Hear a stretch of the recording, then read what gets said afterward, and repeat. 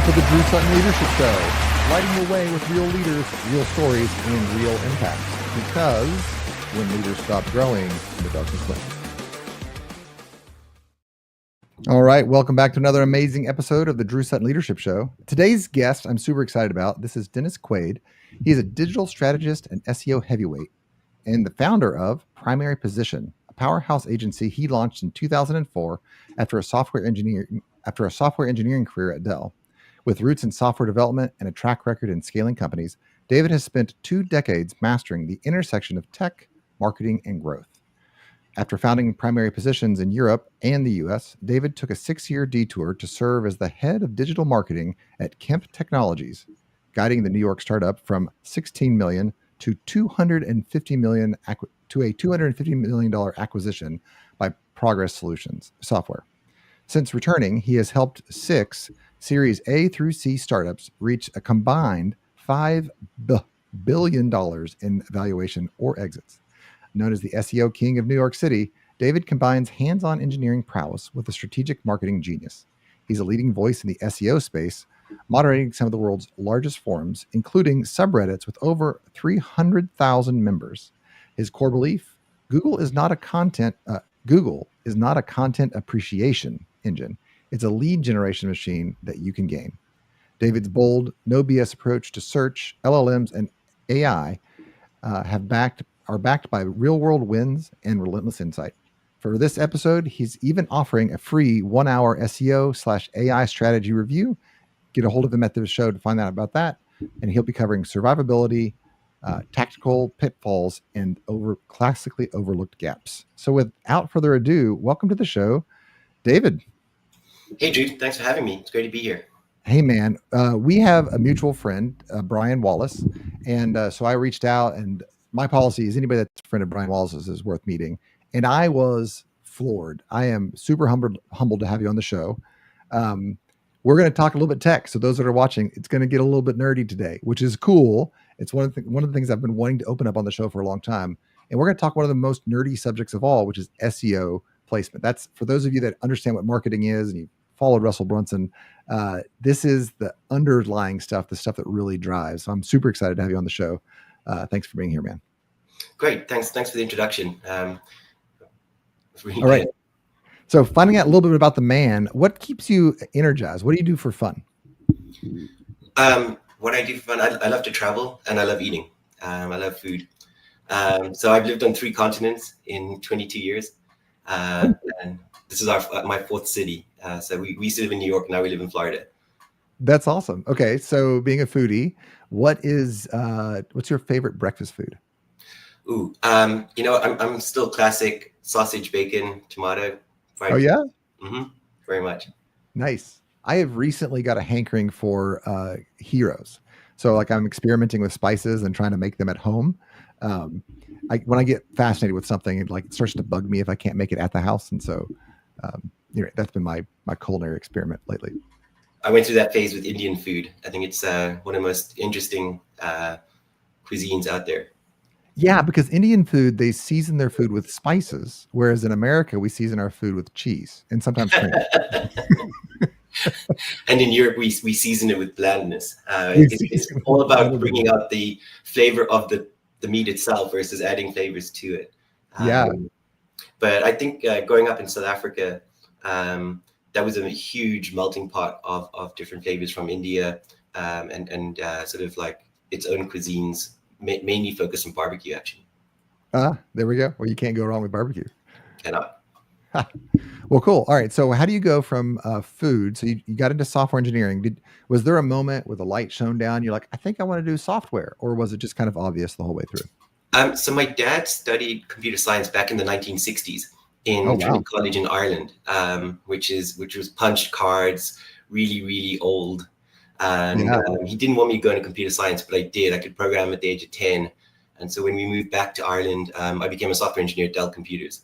And I think even though I loved that, whenever I built new applications for manufacturing, I would start branding them. And then I started to realize, you know what, I'm enjoying the marketing of these solutions more than I am the building of them.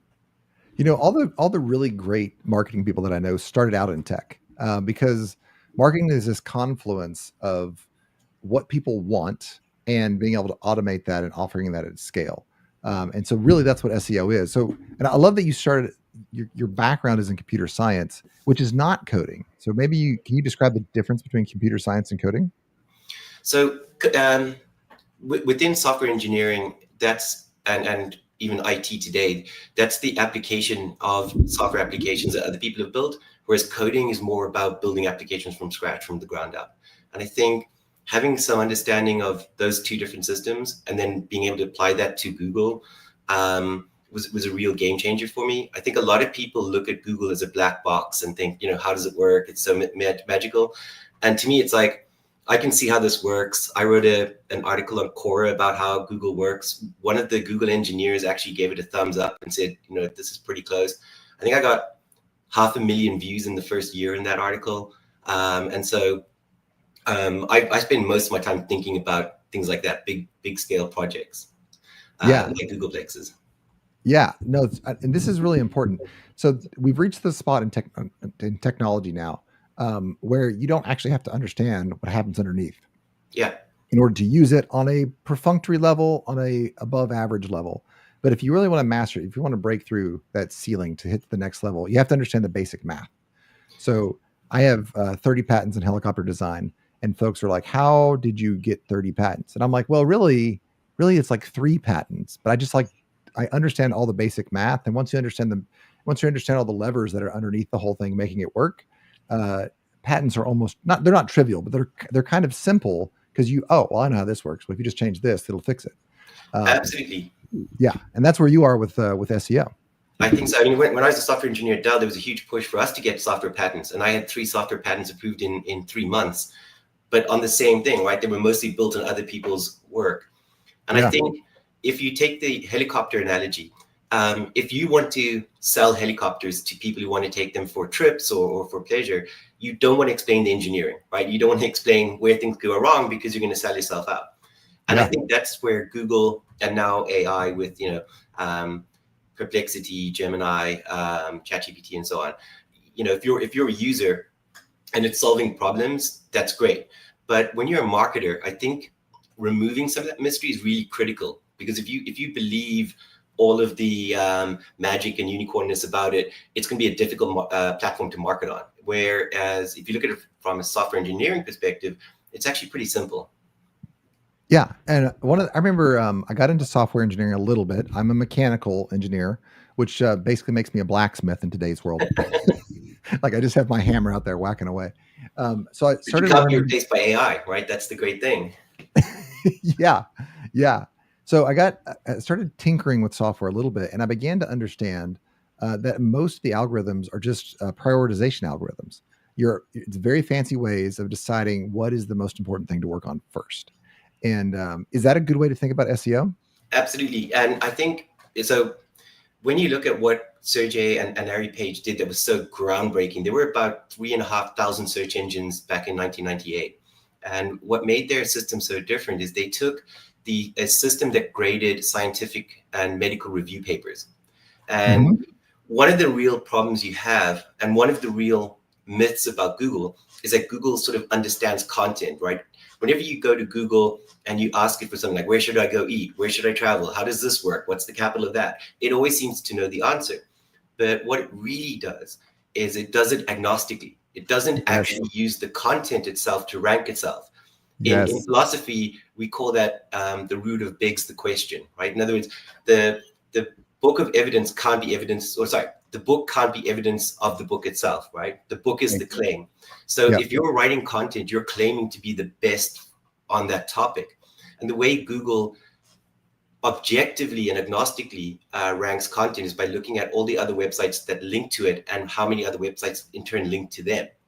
And so when I come across a lot of SEO projects and marketing teams, a lot of people are sort of focused on, we have to create the best possible content because that's going to help us rank. I think you should create the best possible content to convince the user or support the user or solve problems for the user. But I think you have to know that that's not how it works. This is exciting. All right. I'm gonna pull us away from that because I want the audience to sit here in suspense. Right. So talk to us about some of the all right, here I am. I'm making myself a web page. I want to prove that I'm the best leadership consultant that ever was. Happens to also be true.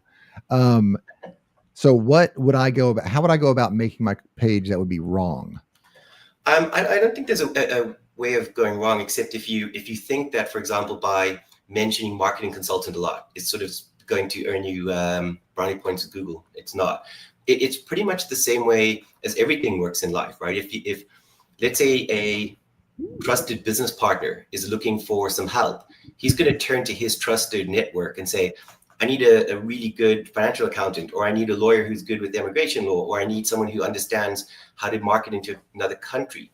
And he wants a trusted advisor, right? Right. And that's what Google's looking for. It's not that you yourself say you're a great marketing consultant. It's who else agrees with you and links to you and says, hey, you know what? This Drew person's a really great consultant, and then links to Drew's website. That's going to help you stand out in Google. All right. No, I love that. Actually, I want to pull, because that begs the question, well, how do I make that happen? Actually, let's chase that question first. And then I want to talk about the idea of trust in our society after AI. So let's just go back before AI. How do I get enough people to link back to me so that I look trustworthy? Well, you've probably got to astroturf it a lot to begin with. I often cite the example of open coffee clubs, which was a network back in the early 2000s where entrepreneurs would get together, frequently mixing sort of like bricks and clicks. So traditional, mom and pop shops meeting with web designers, graphic designers, videographers, that kind of thing, and sort of like learning to scale together and bringing digital skills into that sort of bricks and mortar world. So I think if you've got other colleagues, clients, so on, who are building their network from scratch, you can start to link to each other and say, well, what can I do that adds value and trust to you from my perspective, and then replicate that back to yourselves. Oh, so you mean I have to be actually trustworthy and have real friends? Yeah, that's unfortunately the downside, right? Obviously, there has been a huge black market system for buying links, which has grown out of proportion for the second time. The last time it grew out of proportion, probably 2011, 12, when Google sort of banned 1 million websites from its search index. And it's sort of gotten to that level of out of controlness. And that's what's responsible for so much spam and sort of like bad listings, because there's so much money in it. Yeah. All right. So this actually, I'm glad we went this way, because this begs the question. AI, as a layman in the world of SEO, AI can write content so much better than I can. And it seems like I can just jump on ChatGPT and write, and it does. It produces content that would sell eyeball to eyeball. I like the content. It helps me. As an engineer, I don't speak in the way that I think normal people do. I think kind of backwards. And so it helps me organize myself. Absolutely. But what it proposes is now I can mass produce content at like 100 to 200x what I would normally be able to produce.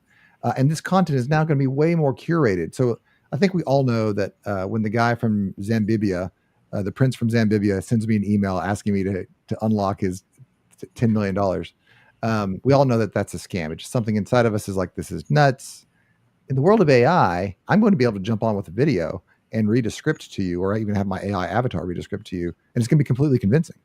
What do you think happens to trust in SEO post AI? That is a really great question. And I haven't spent as much time thinking about it as I should have. But I think as much as the opportunity is there for content production, we don't yet know the scale of how this can be used for fraud and scams, right? I mean, as much as it empowers you to write 300 pages, it's going to empower someone else. As a moderator of a massive subreddit, we remove 3,000 pieces of spam every month using scripts, but mostly eyeballing things. And I'm flabbergasted by the amount of AI spam that's creeping in. So what they'll do is they'll take a question and they'll actually now provide a relevant answer and then inject their spam into it. And that's becoming more difficult because in one way it's solving the problem, but in another way it's still getting around advertising. So I think there's a lot for us to find out. But in terms of what you were maybe getting at earlier is, because AI can produce so much content, you and I as sort of as individual consultants, we can now write 100 articles a week, whereas we probably wouldn't in a year. because AI can help us lay out our thoughts much better. We can give it a paragraph. It can write pages for us. It can take different viewpoints. The thing about the PageRank system on which Google is founded, and it's listed in the SEO starter guide on Google's website as fundamental to SEO. I think a lot of people have thought that PageRank has gone away or it should have gone away. It's at the heart of it, and it's been there since 1996. That model means that even if you publish 100 pages or even start getting up into tens of thousands of pages, you have to manage this authority flow across that site. All of those external links, they die at 85% per jump, right? So if you link to your consulting page, you get your friend Brian to link to you, say, Drew's a great character, he really knows marketing, and maybe he gives the context of you in working in SaaS. Now you go and build a page about using marketing consultants, say for fast-moving consumer goods. That link isn't going to help you anymore. So now you've got to find another link for that. And so the system is sort of self-correctional in that sense. And it's built for managing scale. I got it. So this is what excites me about SEO. Anytime I find one of the fundamentals that's super nerdy, but also pretty direct, I get excited. And when we had our first conversation, I was stunned by your authority and expertise on the subject. So SEO is not going away. What is the future of SEO in the AI and LLM world? I think it's a bit, if you're familiar with computer systems, I think it's the same thing to AI as Microsoft Windows is to the cloud. It's going to be virtualized. It's under the hood. It's the DOS prompt of AI. It's the database that AI works on. And here's why I think that'll remain the same way. The biggest problem for LLM companies right now is chasing the data centers and the power for those data centers. So a large language model is a neural network of maybe 3 billion variables, which really means like 3 billion sentences or factoids in a sentence structure. And they're just trying to work out how to get that to 30 billion and bigger and faster and more refined. When you look at Googleplex, which is the Google copy of the entire World Wide Web, that's bigger than those LLMs. So if you're a CTO of an LLM company, you can't chase both, right? You can't chase Google and chase your LLM drive. You've got to satisfy your LLM drive. And so for any given search, whether it's on helicopters or in SEO or in vacations, there could be up to 100 million different documents per search. Google actually just removed it about 8 months ago, I think. But they used to tell you how many documents. It'd be like, we've discovered 12 million documents in 0.47 seconds, as if it was sort of some KPI they're driven by. But if you look at LLMs and how expensive it is to synthesize, right? When you type in a question and it starts thinking and it says, I'm scanning for this and now I'm doing that, that's just 5 pages. They can't afford that processing power for 100 million results. It's just never going to happen. So what they do is they take what you've asked it and break it into a series of smaller searches. Go to Google or Bing. So ChatGPT will go to Bing, Perplexity and Gemini will go to Google. They'll literally Google a question. Google returns the same results page, and then their crawlers go and fetch each of those results, and then they synthesize that data. So they take 20 pages or 5 pages, and they come up with one analysis from all that content. So, all right. So when I get a response in Perplexity or in ChatGPT, I got into ChatGPT, so that's kind of like what I do. That's my thing. Really, what I'm doing is I'm still using Google's core functionality, page ranking, which is highly based on SEO, right? Yes. So, or SEO is based on page ranks, and Bing's for Bing, because obviously Microsoft invested in ChatGPT or in their owner OpenAI, they gave them free access to the Bing search engine. So, but Bing is 100% a reverse engineering of Google. So whatever you rank on Google, you'll probably rank on Microsoft's Bing, and then you'll rank in ChatGPT.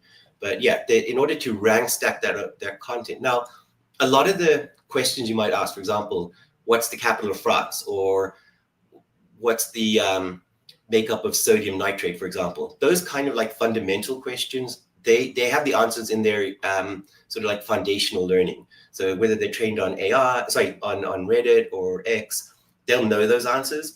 And then everything else, they go and run a search. The reason I like Perplexity, and even if you don't like Perplexity, I recommend you try the same search in Perplexity, it shows a different tab that shows all of those steps. So you can see the breakdown and you can sort of see the wizardry behind the magic, if that makes sense. That intrigues me greatly, actually. So if you do a search, for example, like what's the best CRM system for a mechanical engineering company with 100 employees, it'll break that into 6 different searches. You can see all of the searches and all of the results. You can search in Google and see the exact same results show up. That is interesting. That's one of the things that I think is worth tackling for marketers, right? And taking down the sort of magic of LLMs and sort of showing how it really works. I think a lot of people think that LLM tools are research agents. So when you ask it that question, it's going off and it's doing all of this research work, and it's really, I feel like I'm, taking the magic out of it. But if you feed it the right content and rank, you can control what it says. It doesn't actually re-research it, and that's where the concept of the king of SEO that I was playing with came up. I wanted to pick something that didn't take a huge amount of time to rank for, but I wanted to show that these tools aren't doing a ton of research. So if I rank first in Google for king of SEO, and then you go ask Perplexity or you go ask ChatGPT or Copilot, they'll all tell you that I'm the king of SEO. There's not a lot of research in that, right? I don't do a lot of not a peer-reviewed paper, huh? All right, this is actually super fascinating. I am a technologist. I don't buy things right when they come out. I'm not the 0.1%, but I'm like the 1 to 2%. So like I buy things pretty early on the curve and tinker with them. Like I had one of the first 5-color 3D printers. Like that's like commonplace now, but like back in the day, that was like a really cool thing. So as I look at AI and I kind of know what's in the back of it, I said to myself, I'm not going to be the guy that just uses AI to answer his questions whenever. And that was like, let's say it's a year and a half ago. And like, I was in the car today and I was like, hey, what's the GDP of Kentucky? I was prepping for an investor meeting and I was doing some stuff. And I did a lot of research, like knowing, hey, this data is only as good as a random Google search where I don't control the prompt of the Google search, but I didn't need a real answer. I just needed an answer. And so I'm out there playing with it. Where do you think the future of AI search is? Do you think people are going to just stop using Google altogether? Or do you still think the Google homepage has a place in the world? That's a great question. I think obviously with Google embedding AI mode into the results, it may stop a lot of people shifting away. I think there are just some questions better answered in Google search. For example, where can I get pizza, right? I've flown to a strange city. I don't know where I am. I don't know where to go. That's going to be much faster.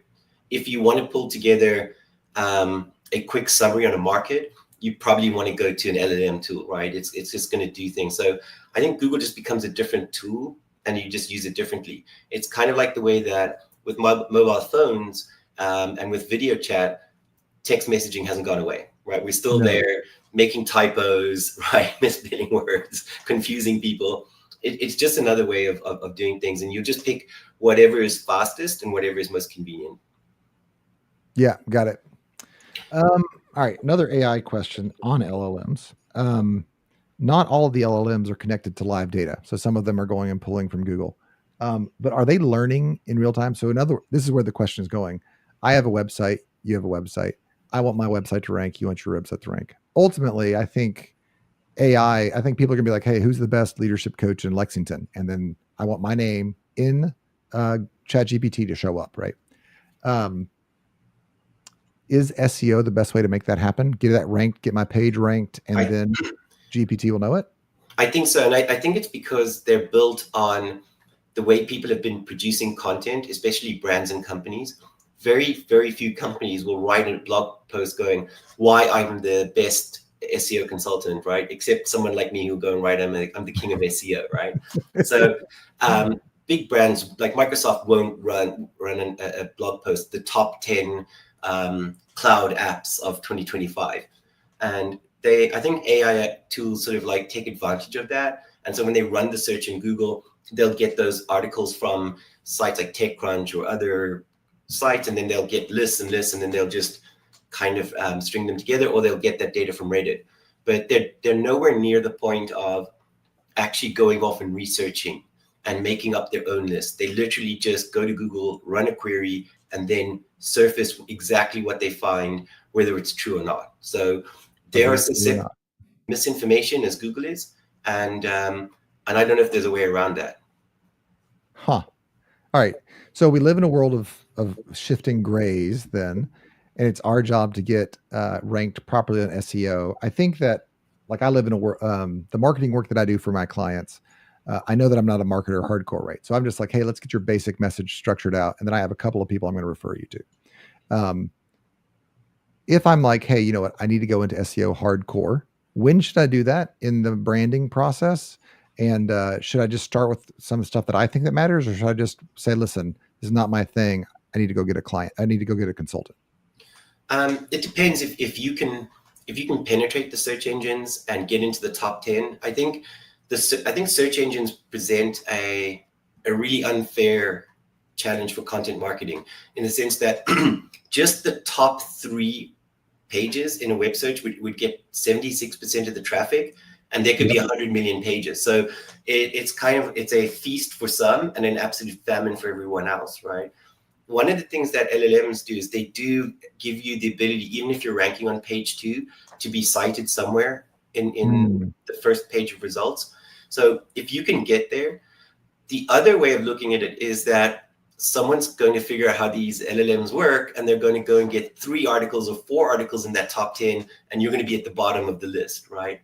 And so I think something that's always been a sort of arrow in my quiver is to use multiple domains, and a lot of brands are sort of allergic to it. I think sometimes when I hear the word brand, it's more of a rule book for things we can't do or we're afraid to do. Yet when you look at most mergers and acquisitions, they're actually acquiring companies that use startup guerrilla tactics like SEO and growth hacking to take that market away from them, and they're essentially buying it back. But if you look at, your brand name might be primary position, but you're selling SEO, probably would have been better off with the domain name like SEO, topseoconsultant.com. Right. The great thing about AI is that I can now go and build all of these satellite domains that exactly match what my user is looking for, and then put my own branded content and messaging on it so that it talks about me, even if it's found in a different domain name. Just like how different corporations have different offices around the country, they're still the same company, but one's in New York, one's in California, one's in Florida, right? Yeah. Actually, I come from the aerospace defense contractor world, and literally the conversation about where you're going to put your next production line is where the senators that are on the defense select committee. So yeah, you want to, if you have enough money, you're talking now we're talking Fortune 100 companies, right? You want a substantial production facility in every state that you can get it in, because every state you put it in, you get 2 senator votes, and you get 3 to 5 congressman votes, depending on where you put it in the population centers. But yeah. So what you're saying about the digital world is very much it's like a known strategy. Actually, I might get like attacked for saying this online. So you don't have to buy, you're going to give money to a PAC, but also you're going to try to put a facility in. So in Kentucky, McConnell's very heavy on the defense world. And so every major defense contractor has like a little toe in Kentucky so that McConnell will approve their budgets. It's like every tech company is in Reston, Virginia, right? Because it's so close to DC. And so they have massive operations there. And I think that's exactly the same thing. Your brand is only a brand if somebody knows about it. And even in B2B, it's actually only a brand if someone has actually used it, right? Otherwise, it's just a mystery, or you're allergic to it. And so I think, starting with your brand versus starting with what the user's searching for. A lot of brands don't want to cover certain topics. They don't want to say like, we're good value or we're cheap. That violates our brand guidebook. But if your customer is searching for cheap data centers and you're not there, well, no one in SEO is going to get you into that list.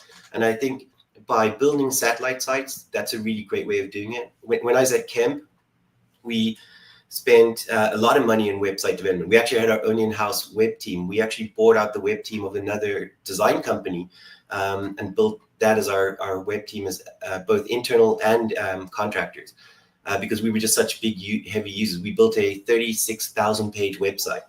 And one of the tactics we deployed is we were a load balancing company for Microsoft Exchange. And so we built a domain called exchangeloadbalancer.com, and we hooked AWS as a client, Amazon AWS.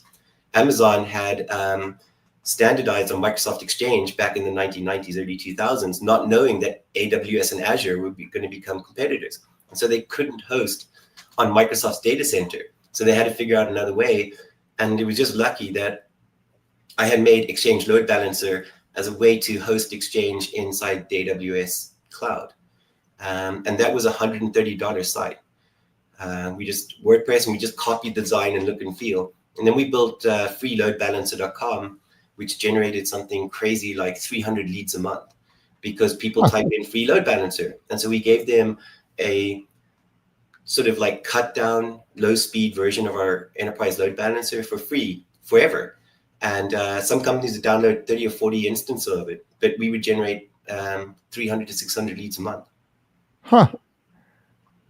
Man, this is fascinating. Okay, so when you have a new product line, right? How do you sit down and decide what words your customer is looking for? So that's a really good question. There are three ways of finding that out. One is to use Google Ads. So Google obviously make all of their revenue from selling ads. I think it's $280 billion a year now. It's ridiculous. So they will give you the cost per clicks on every auction. An auction is when somebody searches something. So if somebody's searching for, a cloud for hosting Kubernetes applications, that will have a price, and every keyword will have a price tag. And it could be 20 cents to $600-700 per click. And you can get an idea of how many people are searching and how many people are bidding on that keyword. And you can also then analyze the intent. So if somebody's searching for buy hosting now, that probably says this is a motivated buyer. And if they get to the right website with the right price and the right checkout, that's a customer. Whereas if somebody is searching for what is web hosting, they're probably not a client, but you may want to buy that traffic or build an SEO program around that traffic. The second place to look would be tools like SEMrush, which also keep databases with augmented information. And then third, if you have a website with traffic, Google Search Console is the absolute best library of how many people are searching for things. So even if you rank on page 8 or 9, if you're seeing impressions, that means a lot of people are searching for that particular item, because if they went from page 1 to page 9, well, they were pretty desperate. Yeah. All right. So I'm going to turn to the audience here for a second. If this sounds a little bit exhausting, because I'm a pretty techie guy and I can get a little bit overwhelmed in SEO. It's because it's a lot of work. And so this is why having a consultant like David here come in and manage your SEO, not just your messaging. So like messaging and marketing is, we're the best plumbing supply in town or something like that. Like or we do this because we want to see 400 people have clean plumbing or whatever. Like that's internal messaging to your company that motivates your team. But SEO is the science. It's about researching and finding the right keywords, finding the words that your customers are using. Would you add anything to that, David? I think that's one part of it. The second thing is it's about getting the eyeballs there, right? So a lot of people, when they think of marketing, they think of advertising. SEO is a type of advertising, but it's a very technical type of advertising. So people, and I think this is why not understanding how it works is dangerous. For example, if you believe that if you write a great article, Google's going to rank it, that's not going to happen, because that's a subjective decision it can't make, right? Right. Google can't know if your content's going to be useful. If it knew in advance that your content was going to be useful, then why would it need to read your content, right? So how you get in front of the search engine, the fact that it's predictable, repeatable, and determinable is very important, right? So if we can take 10,000 keywords and get 9,000 of them in the top 3 positions, then it's clearly a system that you can repeat again and again. Yeah, I love it. Okay, we're gonna travel forward about 2 or 3 years here. I think that at some point I'm just going to have an AI bot that I trust, and I'm probably going to call him Jerry because I like to call things Jerry. And Jerry, I'm going to be curious about something. I'll be like, hey, Jerry, figure this out for me. So my AI bot's going to be searching for me. Do you think that that's the scenario? And then I think what's going to happen is basically your AI bot who's selling something is going to be talking to my AI bot who's trying to search something. And eventually they're just going to strip all of the marketing words and it's just going to be SEO on the bottom talking to each other. How great it would be if you had an AI bot that could tell you, you know what, you could fly first class to Japan next week for $1,000. Wouldn't that be fantastic? You know, it could go and survey all of those results. The thing is that whatever your AI bot is searching for, it's got to go to a place where all of that information is. Your AI bot cannot memorize all 100 trillion pages that are on the internet.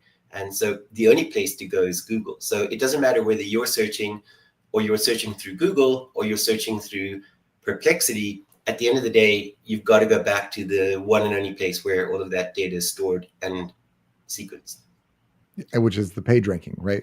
Yeah. Yeah. So, and that's why I think you were saying nothing has replaced PageRank. That's the way. That's right. Nothing. When I started building websites, I think I built my first commercial website in 1995. We were probably looking at 100 different search engines. Then there were like 2,500. I remember running Web CEO to try and track positions over 50 different search engines that were the largest in Europe at the time. Google vacuumed up 99% of that market. They've been taken to antitrust 5 times, I think. They've lost most recently. They've claimed that they only have 88%. I think that if you look at the amount of traffic a big site gets, and then how much traffic that site gets from Bing, in some cases it could be as small as 0.1%. So Google absolutely killed everyone. And even when Bing and Yandex and Baidu reverse engineered it, they couldn't make back that sort of market share that Google took from them.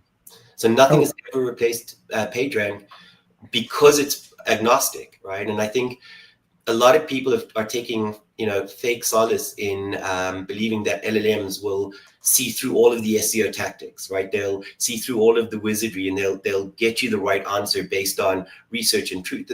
But the fact is, there's no way for a search engine to know that you wrote something thin air or that you spent 5 days locked up in the Library of Congress researching it, right? It has no way of knowing that. And well, and that's kind of like peer-reviewed papers, right? I can't remember the exact, actually, it's one of my favorite illustrations, so I need to go look it up. But there's a guy that was just trying to get garbage published in some peer-reviewed papers. So he wrote up this is right before AI came out. But he just found some smaller publications and he got published.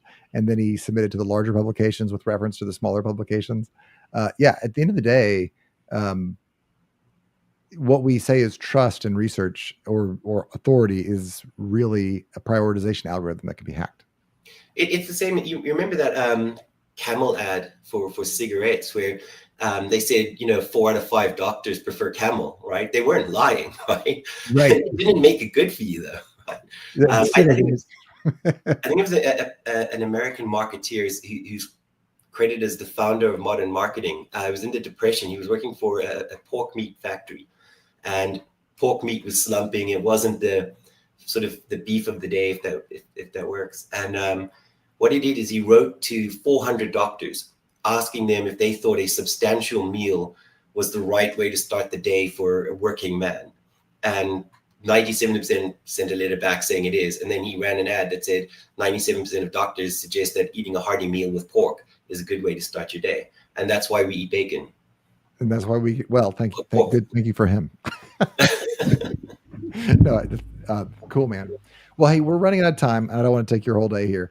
I did want to introduce you to my audience. I am absolutely excited about what you're doing. I think a lot of people that say SEO, they basically just go to SEMrush, they pick some words and they tell you to put those in a blog post. But you're talking about how to actually address AI. The future is LLMs and us dialoguing with them, and how SEO is still the core of LLMs and of search. So I'm going to be quiet. I'm going to give you the next 2 or 3 minutes, just open platform for you, and then I'll close out the show. I think when we look at technology, we really have to know how it works, right? And we have to, I think, remove the packaging that comes with it and not be afraid to test, to scrape. LLMs are are neural networks that learn on vast amounts of content with misinformation and disinformation in there. So if you ask an LLM, for example, how SEO works, you'll actually get a lot of misinformation that isn't accurate. So I think thinking of LLMs as research tools isn't a great idea. However, Joe Public thinks that. So it doesn't matter what we think, that's what Joe Public thinks. So we have to get in front of it. But getting in front of it doesn't mean that we have to have the biggest PR budgets or we have to have a team of writers. I think that your standard SEO, but with a bigger focus on doing more SEO, if that makes sense, especially with multiple domain strategies, is going to be much more important for companies in the future. I love it. I love it. So if you're a company out there, and I just want to remind everybody that David did a lot of startup world. He's very familiar with the small tier, the medium tier, and the enterprise level. He's done the whole gamut. So if you are ready to say, hey, I want to crush this coming wave of LLMs that are in the search engines, get with David. You can get with him at primarysolutions.com. That's primaryposition.com, primaryposition.com. Tell him you saw him on the Drew Sutton Leadership Show. And with that, we are out.